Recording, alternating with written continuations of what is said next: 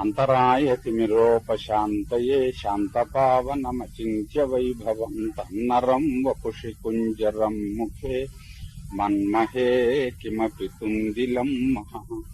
శరణం కరవాణి శర్మదంతే చరణం వాణి చరాచరోపజీవ్యం కరుణామసృణైః కటాక్షపాతైః కురు మామంబ కృతార్థసార్థవాహం. గురుర్బ్రహ్మా గురుర్విష్ణుర్గురుర్దేవో మహేశ్వరః గురుః సాక్షాత్ పరం బ్రహ్మ తస్మై శ్రీ గురవే నమః.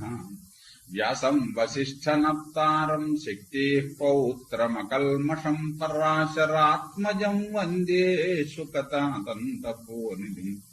అచతుర్వదనో బ్రహ్మా ద్విబాహురపరో హరిః అఫాలలోచనః శంభుర్భగవాన్ బాదరాయణః. వంశీ విభూషితకరన్నవనీరదాభాత్ పీతాంబరాదరుణబింబఫలాధరోష్ఠాత్ పూర్ణేందు సుందరముఖాదరవిందనేత్రాత్ కృష్ణాత్ పరం కిమపి తత్వమహం న జానే. గోష్పదీకృతవారాశిం మశకీకృతరాక్షసం రామాయణ మహామాలారత్నం వందే నీలాత్మజం. ఆపదామపహర్తారం దాతారం సర్వసంపదాం లోకాభిరామం శ్రీరామం భూయో భూయో నమామ్యాం. పూజ్యాయ రాఘవేంద్రాయ సత్యధర్మరతాయ చ భజతాం కల్పవృక్షాయ నమతాం కామధేనవే. నారాయణం నమస్కృత్య నరం చైవ నరోత్తమం దేవీం సరస్వతీం వ్యాసం తతో జయముదీరయేత్.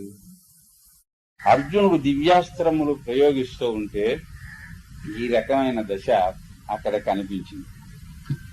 ఎక్కడ సూర్యకాంతి కూడా కనిపించడం మానేసేసిందిట. అంటే అంతగా అంత తేజస్సు దీంట్లోంచి వచ్చిందన్నమాట. అంతర్భూమిగత ఏచ ప్రాణినోద్యనమే జయ. భూమి లోపల ఉన్న ప్రాణులు కూడా నాశనం అయిపోవడం ప్రారంభించేట. ఇలా అయ్యేటప్పటికీ బ్రహ్మాది దేవతలు లోకపాలురు అందరూ కూడా పరిగెత్తుకుంటూ వచ్చారు. రాజగోపాలాచారి గారు మద్రాసు నుంచి బయలుదేరి వాషింగ్టన్ వెళ్లి ప్రెసిడెంట్ కెనడీని కలుసుకుని ఆయనతోటి చెప్పారు. అప్పుడు అయ్యా, ఈ దివ్యాస్త్రం మీ దగ్గర ఉన్నటువంటి ఈ అణ్వస్త్రములను నాశనం చేయడానికి అంగీకరించండి, లేకపోతే మళ్ళీ మరో ప్రపంచ యుద్ధం వస్తే సర్వాన్ని నాశనం అయిపోతుంది అని. బ్రహ్మదేవుడు బయలుదేరి వచ్చాడు అంటే ఇదే. రాజగోపాలాచారి కంటే మహర్షవుడు, ఆధునికమైనటువంటి కాలంలో గాంధీ గారి కంటే మహర్షవుడు. వీళ్ళు లోకం యొక్క నాశనం ఎలాగ జరిగిపోతుందో తెలిసిన వాళ్ళు కనుక దాని నివారణం కోసం ప్రయత్నం చేశారు. అప్పటివాడు అర్జునుడు కనుక విన్నాడు, ఇప్పటి వాళ్ళు అటువంటి వాడు కారు కనుక వినలేదు. అంచేతనే తర్వాత ఎప్పుడు ఎవళ్ళు ఏమైపోతారో తెలియదు. ఒకసారి పెంటాగన్ లోనో అక్కడ అమెరికాలో రక్షణ వ్యవస్థలో ఉన్న ఏర్పాట్లన్నీ కూడా ఇల్లస్ట్రేటెడ్ వీక్లీలో ఏఎస్ రామన్ ఉండగా అనుకుంటాను ప్రత్యేకించి వేశాడు. ఒక స్విచ్ ఇలా నొక్కితే చాలు, ఫోన్ చెయ్యక్కర్లేదు అమెరికన్ ప్రెసిడెంట్, వెంటనే ఓ చోట ఒక ఎర్ర లైట్ వెలుగుతుంది. దాని తర్వాత అల్లాగా తోరణాల్లాగా స్విచ్లు ఎక్కడెక్కడికి వాటి అంతటా కదులుతాయి. ప్రపంచం అంతా కూడా లంకాపురి కాలుస్తారే బాణాసంచా కాల్చినప్పుడు అలాగా కొన్ని నిమిషములలో టపటపటప పేలిపోయేటటువంటి ఏర్పాటు మొత్తం ప్రపంచానికి భూమండలానికి చేసట్టే పెట్టారు. ఇప్పుడు అది అలా ఉన్నది పూర్తిగా. ఒక స్విచ్ నొక్కితే చాలు, ఎవరికి పిలిచి వేరే ఆజ్ఞ వేయక్కర్లేదు.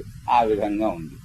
కొన్ని వందల మంది, కొన్ని వేల మంది మాత్రము భూగర్భ గృహముల వంటి వాటిల్లో దాక్కోవడానికి కొన్ని ఏర్పాట్లు జరిగి ఇళ్లు కూడా కట్టి ఉన్నాయి. అవన్నీ అందరికీ తెలియవు, కానీ ఇవన్నీ కూడా వాళ్ళు ప్రకటించారు.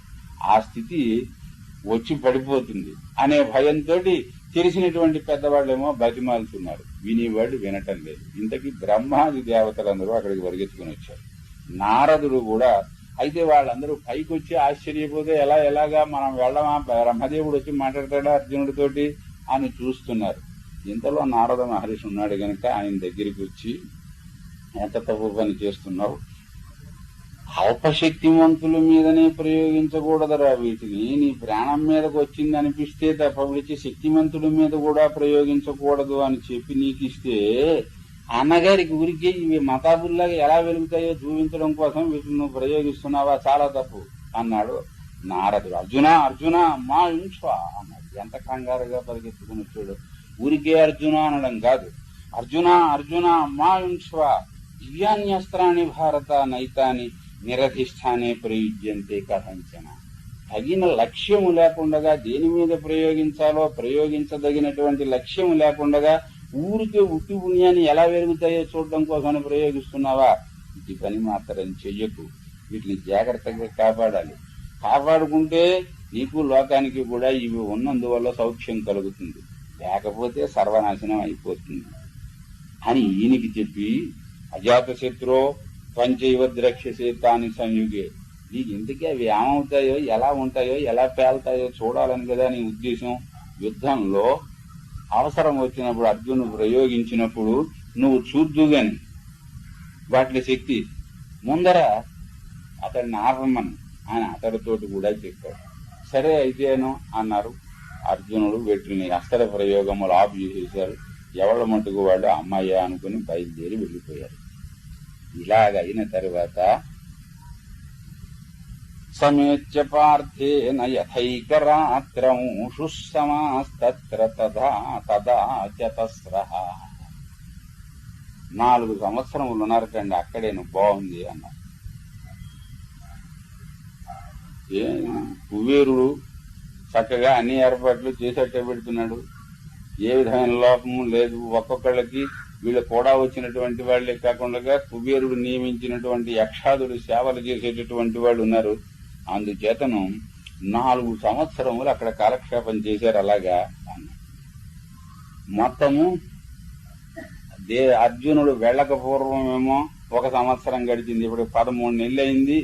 ఇక మనము 13 నెలలు 13 సంవత్సరాలకి ప్రతినిధులుగా తీసుకుని వెళితే దుర్యోధనుని చావకూడదామన్నాడు భీముడు అక్కడ మాట్లాడుతాం. అదొక సంవత్సరము.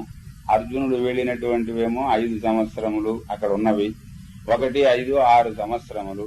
ఇక్కడ ఉన్నవేమో ఇవి ఒక 4 సంవత్సరములు. 6, 4, 10 సంవత్సరములు గడిచాయి. ఇప్పటికి వేళ అరణ్యవాసంలో 10 సంవత్సరములు గడిచిపోయాయి. అప్పుడు అర్జునుడు భీముడు ఆలోచించుకుని మళ్లీ ధర్మరాజు గారి దగ్గరికి వచ్చాడు. తవ ప్రతిజ్ఞాం కురు రాజ సత్యాం చికీర్షమాణస్తదను ప్రియంచ తతో న గచ్చామ వనాన్యపాస్య సుయోధనం స్వానుచరన్నిహంతుం. మరి మనము తొందరగా ఈ ప్రతిజ్ఞా నిర్వహణం పూర్తి చేసేసుకుని ఇంకా యుద్ధానికి వెళ్ళేటటువంటి ఏర్పాట్లు చెయ్యాలి. మనం ఇక్కడ కూర్చుంటే ఏమైనట్టు? ఇప్పుడు ఎక్కడున్నారు వీళ్ళు? హిమాలయాల్లో ఉన్నారు. హిమాలయాల కంటే దాటి ఉన్నారు. ఎక్కడో గంధమాదనం దగ్గర ఉన్నారు. అందువల్ల మనం ఇక్కడి నుంచి మెల్లిగా బయలుదేరి వెళ్లి జరపవలసినటువంటి వనవాసమును పూర్తి చేసి మరి అజ్ఞాతవాసమును కూడా పూర్తి చేయాలి కదా. ఇంక ఇక్కడ కూర్చోవలసినటువంటి అవసరం మనకు లేదు. మనం మెల్లిగా బయలుదేరి వెడదాం అన్నాడప్పటికీ ధర్మరాజు గారు కూడా వీళ్ళ అభిప్రాయాన్ని తెలుసుకుని మళ్లీ మనం కామ్యక వనానికి ద్వైత వనానికి బయలుదేరి వెడదాము అని మరి వీళ్ళ వాహనాలు ఉన్నారుగా, రాక్షస వాహనాలు, ఘటోత్కచుడు మొదలైనటువంటి వాళ్ళు. ఆ వాహనములను యథాపూర్వముగా వీళ్ళు అధిరోహించారు. వెంటనే పర్వత నిర్జరేషు తాన్ ప్రస్థితాన్ ప్రీతమనా మహర్షి ఇదేవ పుత్రాన్ అనుశిష్య సర్వాన్. లోమశ మహర్షి గారు వచ్చిన పని పూర్తయింది. ధర్మరాజు గారికి మహాసామ్రాజ్య లాభము స్థిరముగా జరగవలను అంటే ఏమి కావాలో అవన్నింటినీ దేవేంద్రుడు అక్కడ నుండి నడిపించి ఏర్పాటు చేశాడు. ముందర సర్వతీర్థ సేవ కావాలి.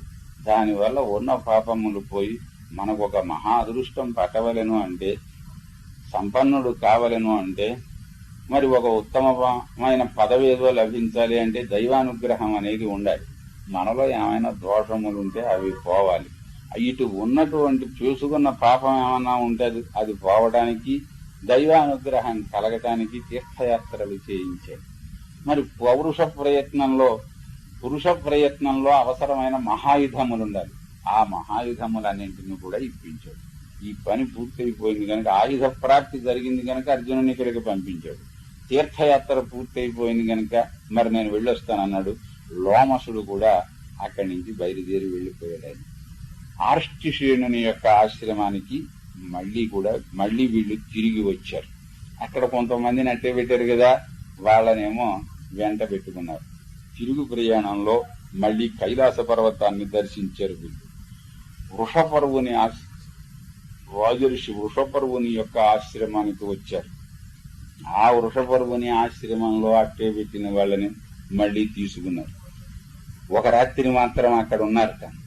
అక్కడి నుంచి బయలుదేరి బదరి క్షేత్రానికి వచ్చారు. విహృత్యం మాసం సుఖిన బదర్యాం, ఒక నెల్లాళ్ల పాటు మాత్రము బదరిలో ఉన్నారు. ఆ బదరి నుంచి బయలుదేరి కిరాతరాజు సుబాహుని యొక్క రాజ్యానికి బయలుదేరి వచ్చారు. అక్కడ కొందరిని అట్టే పెట్టారు. రథసారథులను, మరి ప్రయాణం చేయలేనటువంటి ముసలివాళ్లను, ముక్కవాళ్లను, ఈ మహర్షుల్లోను అలాంటి వాళ్లను అక్కడ అట్టే పెట్టారు. సూతులు మొదలైన రథసారథులు, వంటవాళ్లు ఇలాంటి వాళ్ళను కూడా అక్కడ ఉంచేసేశారు. కొంతమంది రథములు అవి కూడా అక్కడ ఉన్నాయి. వీటిని అన్నింటినీ కూడా తీసుకున్నారు. పౌరోగవై, వంటలో సహాయం చేసేవాళ్ళు, వాళ్లతో అక్కడ ఒక రాత్రి ఉన్నారు. అప్పుడు ఘటోత్కచరం సానుచరం విసృజ్య, అబ్బాయి మంచి సేవ చేసేవరా నువ్వు వెళ్ళి నీ పనులు చూసుకొని ఘటోత్కచుడిని కూడా వెనక్కి పంపించేశారు. వీడికి ఏమైనా టెలిగ్రామ్ ఇవ్వాలా, టెలిఫోన్ ఇవ్వాలా, మనసులో తలుచుకుంటే చాలు వచ్చి ఏం చేయమంటావు అని అంటాడు. అది అందువల్ల ఎప్పుడు కావాలొస్తే అప్పుడే వద్దు గాని అని అన్నారు. అంతే అలాగే వచ్చాడు కదా, తలుచుకుంటే చాలు వచ్చి సేవ చేసిపోయేటటువంటి వాడు. అలాగా ఆయన్ని పంపించారు. విశాఖయోపం అని ఒక ప్రదేశానికి వచ్చారు. అక్కడికి వచ్చి సంవత్సరం తత్రవనే విజయపురుషు, అక్కడ ఒక సంవత్సరం ఉన్నారు. 11 సంవత్సరాలు అయిపోయాయి.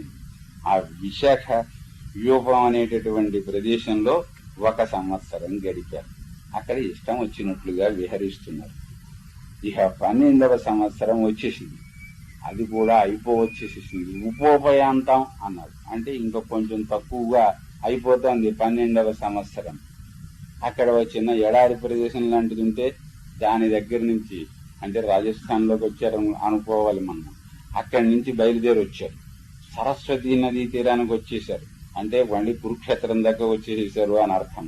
ఇక మళ్ళీ కామ్యక వనంలోకి ప్రవేశించాలి వీళ్ళు. అలాగ వస్తూ ఉంటే అక్కడ ఉన్న విశేషాలన్నింటినీ చూస్తున్నారండి వీళ్ళు.